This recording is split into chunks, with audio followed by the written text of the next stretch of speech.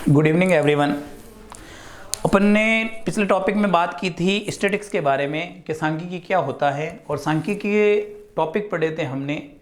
आज उन टॉपिक से ही रिलेटेड हम उसके मल्टीपल चॉइस क्वेश्चन करते हैं। ठीक है, ध्यान से देखिएगा, ये सारे के सारे जो हम क्वेश्चन लेके आए हैं ये बहुत इंपॉर्टेंट है और आपको 101% इनमें से क्वेश्चन मिलेगा, इसलिए बड़ी ध्यान से अच्छी तरह से आप इनको देखिएगा। देखिए इधर, तो बात करते हैं अपन सांख्यिकी की।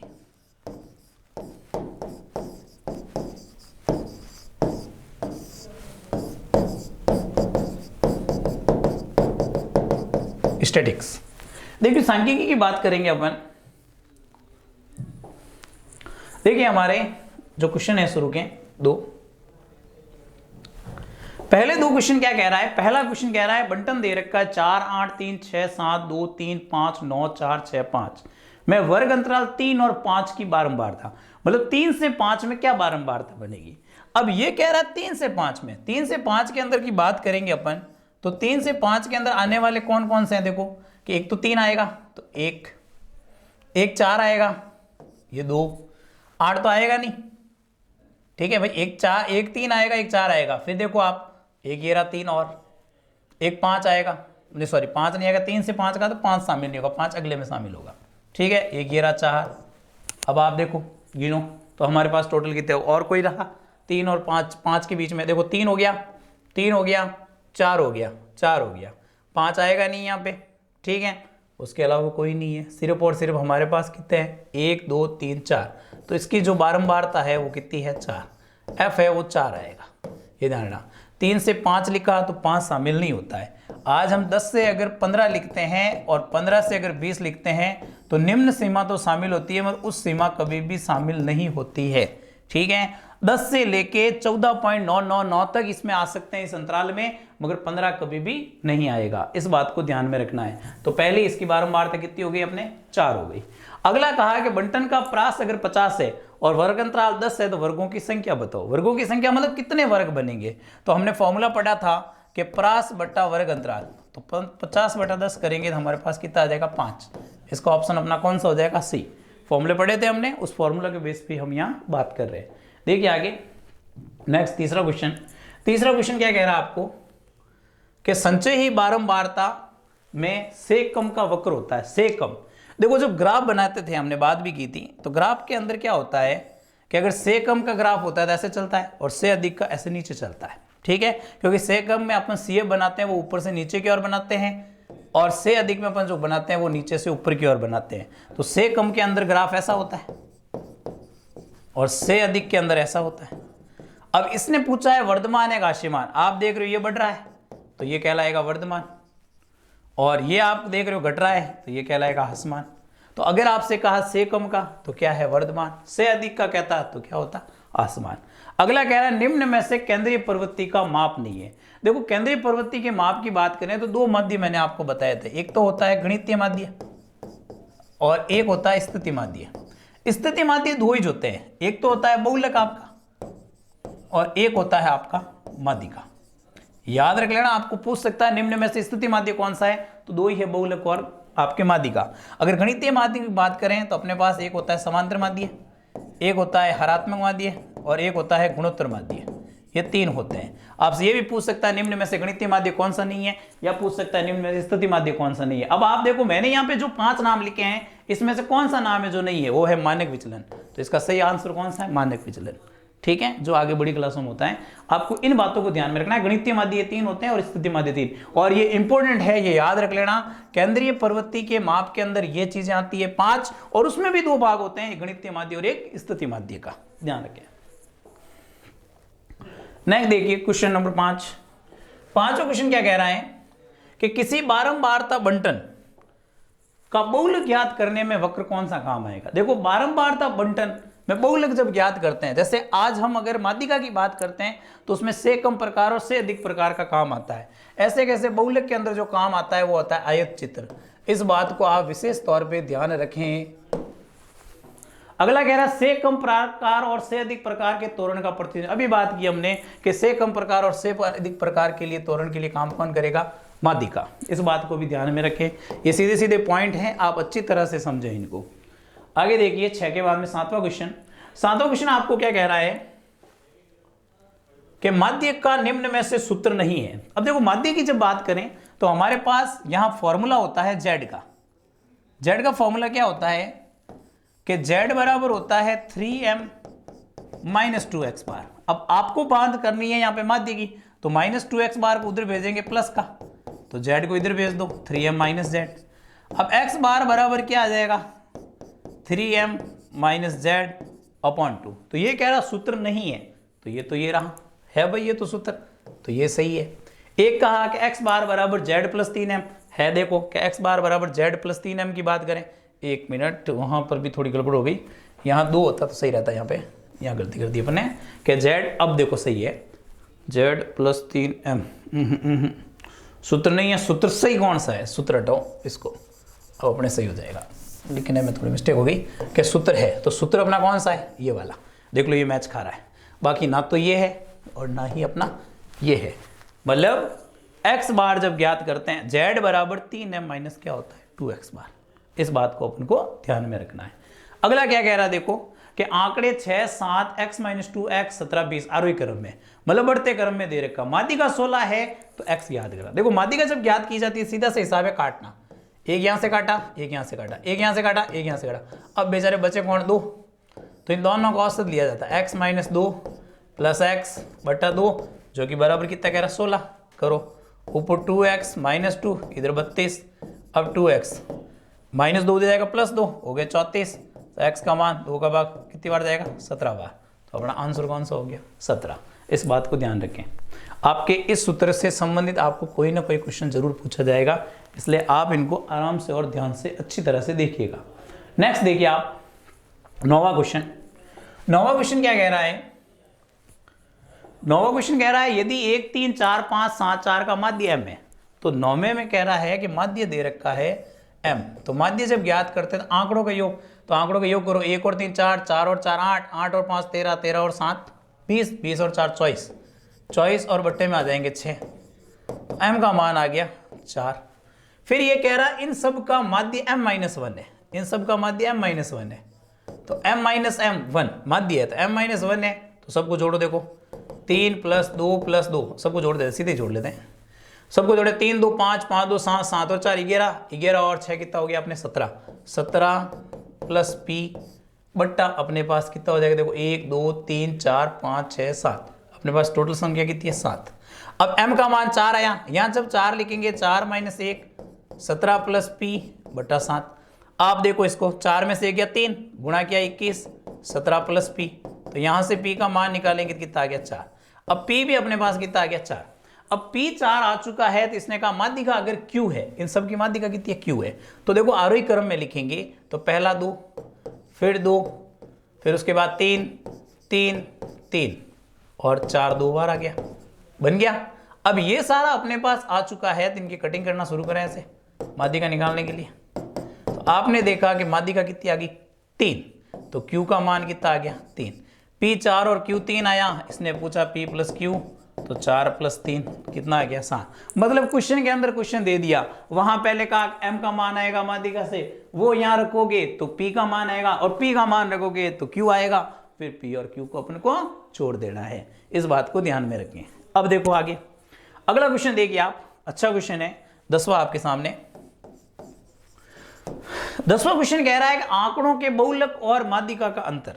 ये कह रहा है आंकड़ों के बहुलक और माध्यिका का अंतर की बात कही। पहली बात तो देखिए कि आंकड़ों के बहुलक और माध्यिका का अंतर 12 है, तो माध्यिका और माध्य का अंतर, आंकड़ों के बहुलक और माध्यिका का, आंकड़ों के बहुलक और माध्यिका का मतलब हो गया कि z और माइनस m है, वो आपको कितना दिया 12, ठीक है। और हमसे पूछ क्या रहा है ये क्वेश्चन कि माध्यिका और माध्य का अंतर, माध्यिका और माध्य, मतलब आपसे पूछ ये रहा है कि m माइनस एक्स बार क्या होगा। देखिए इधर, इसके लिए अपन क्या करेंगे, हम इसका फॉर्मूला लगाएंगे। तो जब अपन फॉर्मूला लगाते हैं इसका, तो z माइनस एम तो दिया हुआ है। अब हमारे पास z का फॉर्मूला क्या है, z बराबर 3m माइनस 2x बार बन गया। अब आप देखो z बराबर, इसको आप तोड़ दो, तोड़ना कैसे कि m plus 2m minus 2x बार। अब जेड एम को उधर भेज दो, एक को इधर, दो कॉमन ले लो, पीछे रहा एम माइनस एक्स बार। जेड माइनस एम का मान कितना है 12, ये 2 एम माइनस एक्स बार। अब आप देखिए 2 से ये कट गया 6 बार, तो सीधी बात है भाई कि एम माइनस एक्स बार जो अपन को चाहिए था उत्तर कितना आ गया 6। तो आप देख लीजिए इसके ऑप्शन को, ये रहा आपको ऑप्शन कौन सा है 6। इस बात को ध्यान रखें। आगे देखिए नेक्स्ट क्वेश्चन क्या कह रहा है आपको, 11वां क्वेश्चन कह रहा है कि ui अगर दे रखा है, सिग्मा fi ui दे रखा है, x बार ज्ञात करना है।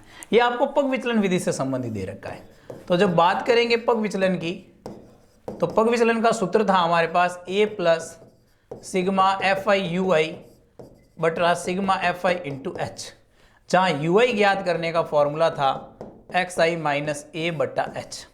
आप यहां से देख लीजिए a का मान कितना कह रहा है ये 25, h का मान क्या कह रहा है 10, इसके हिसाब से पता चल गया। और सिग्मा fi ui दे रखा सिग्मा fi, फॉर्मूले में जब लिखेंगे a का मान 25 है, सिग्मा fi ui है 20, सिग्मा fi 10 और इंटू भी कितना हो गया 10। अब सारे मान आगे 0 से 0 गया, ये आ गया 25 और आपके पास कितना आ गया 20। आप देख ली इसका आ रहा है 45। चलो ऑप्शन नहीं था अपने पास, 1 मिनट कहाँ गड़बड़ है, अच्छा क्या, तो यहाँ पर ये ए का काम है जो 5 कर रहा होगा, जो भी है 45 आ रहा है अपना आंसर।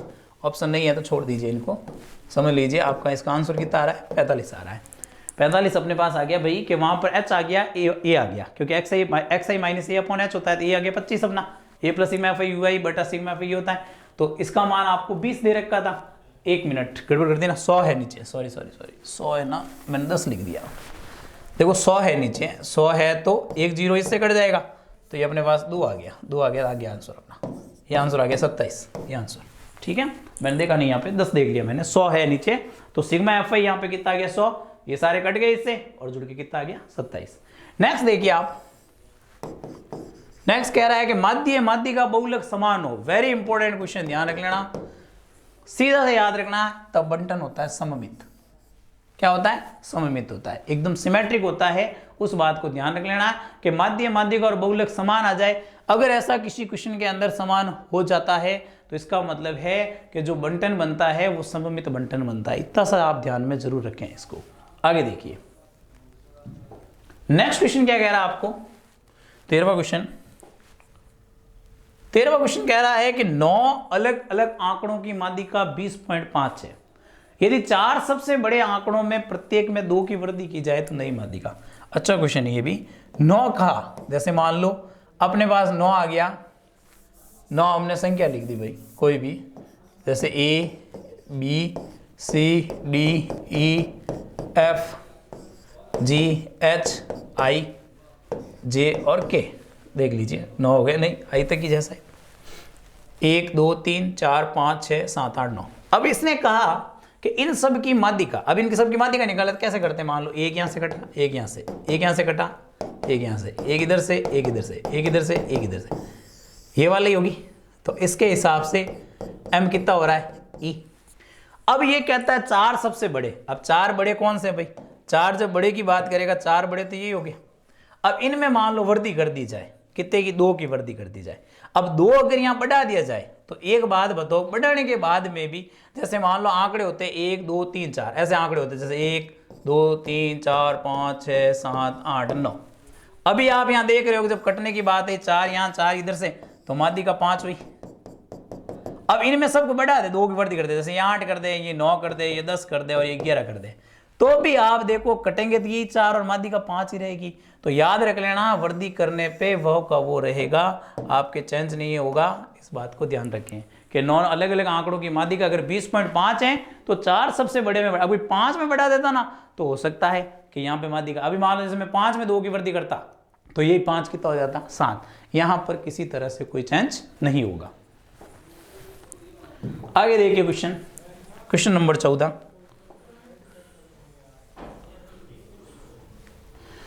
देखो क्वेश्चन नंबर 14 एक आयतीय चित्र दे रखा है। आयतीय चित्र में 50 छात्रों की इसने बात कही है। 50 छात्र दे रखे हैं, इधर तो प्राप्तांक है और उधर है छात्रों की संख्या कि 20 से 30 तक नंबर लाने वाला एक छात्र है।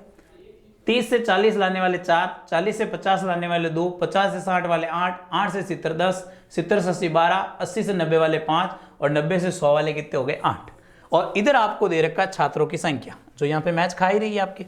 अब हमसे क्या पूछा, पहला क्वेश्चन पूछा कितने छात्रों ने 39 अंक से अधिक मतलब 60 से कम लाए।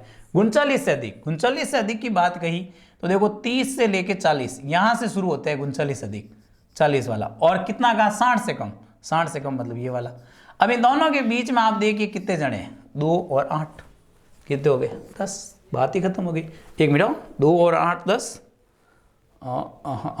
यहाँ तक ये वाला है ढांचा पूरा, देखिए आप इतना सा बन गया ये वाला। तो 2 और 8 कितने हो गए 10, 2 यहाँ है और 8 यहाँ है 10, ठीक है। अगला कह रहा है कितने प्रतिशत छात्रों ने 60 से अधिक प्राप्त किए। अब कितने प्रतिशत छात्रों ने 60 से अधिक, 60 से अधिक की बात करिए, ये रहा 60। अब 60 से अधिक लाने वाले देख लीजिए, सबको जोड़ लीजिए, आगे जितने भी लेके आए हैं उन सबको आप जोड़ लीजिए आगे। देखिए 60 से अधिक वाले 10 12 5 8, 12 और 8 20, भाई यही जुड़ेंगे कि 10 12 8 और 5 20 10 30 और कितने हो गए 35। अब ये 35 लड़के हैं कितने 50 पे, तो प्रतिशत निकालते हैं तो 35/50 इंटू कितना करेंगे 100, 50 से 2 बार, ये आ गया 70%। ये अपना आंसर हो गया। ये आपके आयत चित्र, ऐसा ही कुछ क्वेश्चन पूछेगा, चाहे तुलना कर लीजिए जाए या कैसा भी आपको दे दिया जाए। उम्मीद है कि वैसे आपको आयत चित्र पाई चार्ट में नहीं देगा, ये अब पुरानी बातें हो गई है।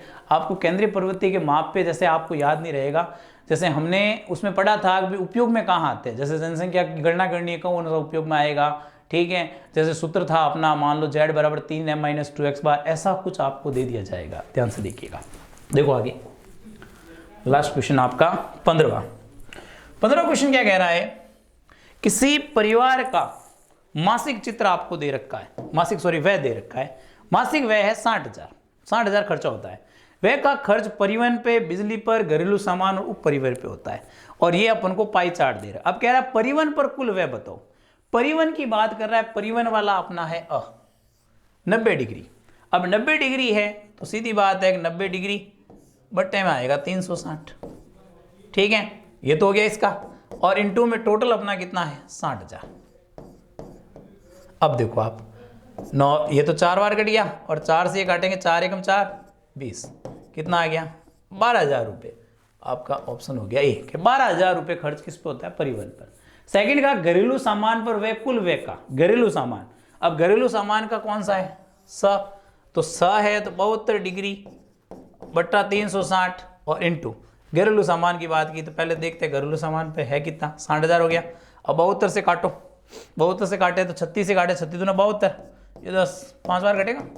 अब 5 का यहाँ भाग दोगे तो 12 बार होगा, तो खर्चा कितना आएगा 12,000 ही आएगा। 1 मिनट 9 चौक 15 बार, सॉरी यहाँ पे अपने एक गड़बड़ कर दी ना, भाग गलत दे दिया, 15 बार हो जाएगा। ये 15,000 हुआ, तो इसका ऑप्शन ये नहीं, ये हो गया 15,000। अब यहाँ आपने काटा था, आपके पास कितना है 12,000। अब ये कह रहा है 12,000 कुल व्यय का कितना प्रतिशत है, तो 12,000 बट्टा 60,000 इंटू क्या है प्रतिशत 100। अब आप देखो 3 0 से 3 0 गया, 1 0 से 1 0 गया, 6 से ये 2 बार गया, ये हो गया 20, तो 20%। सही ऑप्शन कौन सा हो गया डी। इस पर कितना आ गया 20%। यहाँ अपने 4 बार कटा था, 15 बार था, 12 लिख दिया, तो 15,000 उस पर होता है, ये इस पर होता है। उम्मीद है आपको पाई चार्ट और इनकी चीज़ों में नहीं पूछेगा, वो आपको केंद्रीय प्रवृत्ति के बारे में पूछेगा। जो हमने सांख्यिकी के अंदर जितनी भी डिटेल से लिखा है और आपको समझाया है उसको अच्छे से पढ़ना, वहाँ से आपको 100% क्वेश्चन मिलेगा, और अगर इनसे पूछता है इन 15 क्वेश्चन में से मिलेगा, ठीक है। तो ये हमारे सांख्यिकी से संबंधित ऑब्जेक्टिव क्वेश्चन हो चुके हैं, मतलब MCQ क्वेश्चन। आप इस वीडियो को अपने दोस्तों के साथ ज़्यादा से ज़्यादा शेयर कीजिएगा, लाइक नहीं किया है तो अभी तक लाइक कीजिएगा, और इसके अलावा चैनल को सब्सक्राइब नहीं किया है तो सब्सक्राइब कीजिएगा। थैंक्स। आगे मिलते हैं अपन एक नई कड़ी के साथ, यहीं से कोई एक नया टॉपिक लेके जो आपके रिट से संबंधित हो।